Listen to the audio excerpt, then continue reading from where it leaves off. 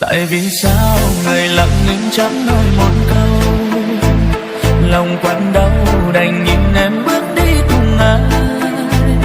Rồi ngày mai anh sẽ sống sao khi chẳng có em bên cạnh anh. Ngậm ngùi anh đây chỉ biết lùi về phía sau, luôn dõi theo từng nụ cười ấm áp của em. Ngày hôm qua nụ cười ấy vẫn đang còn đây, giờ vụn bay chỉ còn những cơn say tự trách sao quá nhiều lần. Chẳng lẽ không thể mãi lệ được sao?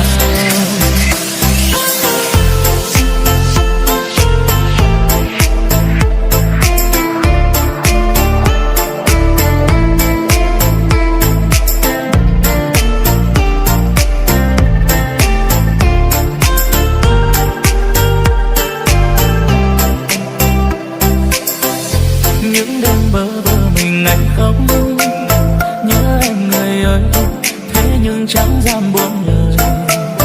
Lời yêu em, tình yêu này trôn giấu, chắc em cũng biết rồi nhưng không nói ra. Tại vì sao người lặng nhưng chẳng nói một câu, lòng quặn đau đành nhìn em bước đi cùng ai. Rồi ngày mai anh sẽ sống sao khi chẳng có em bên cạnh anh. Ngậm ngùi anh đây chỉ biết lùi về phía sau, luôn dõi theo từng nụ cười ấm áp của em. Ngày hôm qua nụ cười ấy vẫn đang còn đây, giờ vụn bay chỉ còn những cơn say tự trách sao quá nhiều lần. Chẳng lẽ không thể mãi lệ được sao?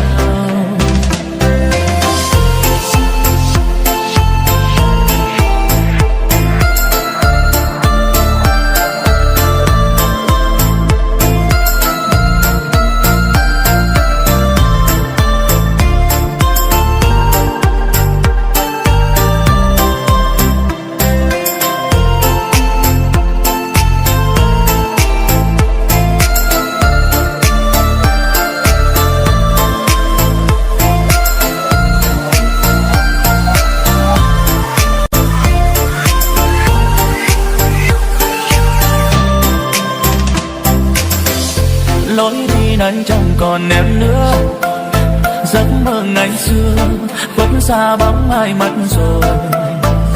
Mưa nhẹ rơi hòa tan giọt nước mắt trong